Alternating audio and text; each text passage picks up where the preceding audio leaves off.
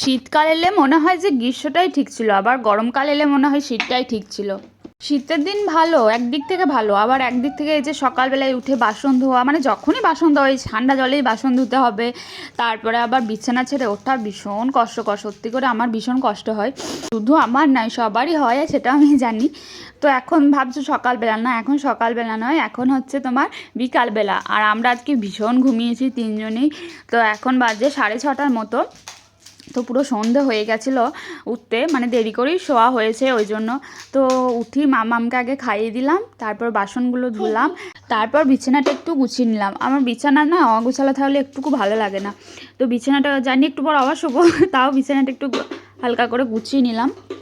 আর এই যে গোছাতে এলেই মাম্মা আবার আমার কাজ বাড়িয়ে দেবে, মাম্মা আবার বিছানাটার উপরে বসে থাকবে, একটু সরবেও না লড়বেও না। আর আমি জানো তো ঘুমাতে ভীষণ ভালোবাসি।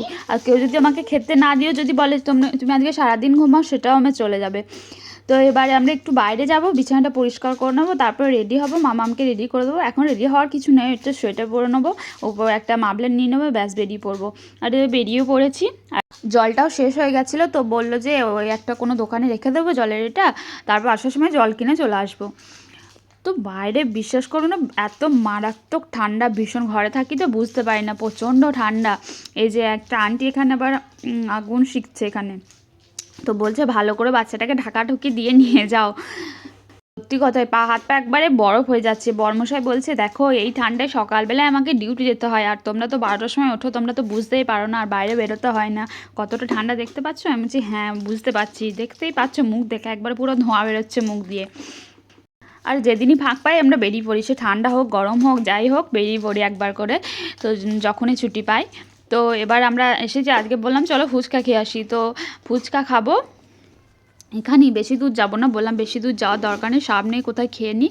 তো এই যে ওই কোনো একজন আছে ওর কাছে খাবো, তার আগে ও চিকেন নিয়ে নেবে। এটা নাকি ওর বন্ধুর দোকান, মানে যার দোকানে যে জিনিস নেয় ওটা সেটা ওর বন্ধু হয়ে যায়। জানি না, ও সবাই একটা লোক ফুচকা বিক্রি করে, সেটা নাকি ওর বন্ধু, মানে ওর কাছে খায় ওই জন্য ওর বন্ধু, সবাই ওর বন্ধু হয়ে যায়। মামার আর ধৈর্য ধরলো না, ও চলে গেল পাপার কাছে। ওই যে মুরগিগুলোকে দেখেছে, ও মুরগিগুলো দেখবে, ওখানে দাঁড়িয়ে দাঁড়িয়ে মুরগিগুলো দেখবে। আমার কাছে ছিল, চলে গেল ওখানে।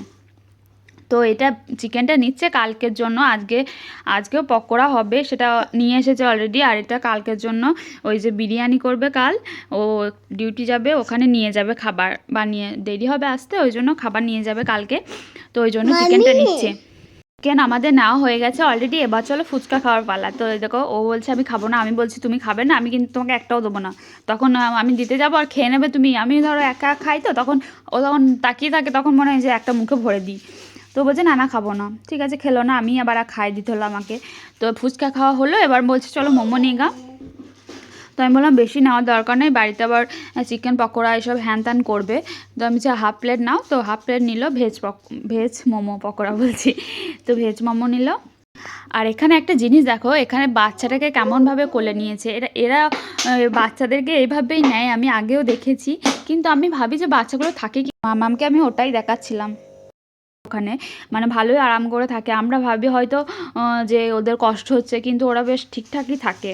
আর এখানে নিয়ে নিল পনির, নিল এখান থেকে পনির, বললো যে পনির পাসিন্দা করবে। তো তার আগেই না মামাম টাকে একবার চটকে দিয়েছে, ব্যাস হলো না। আর এই যে আমার চিপস, এই লেসটা আমার খেতে ভীষণ ভালো লাগে, সবুজ কালারের।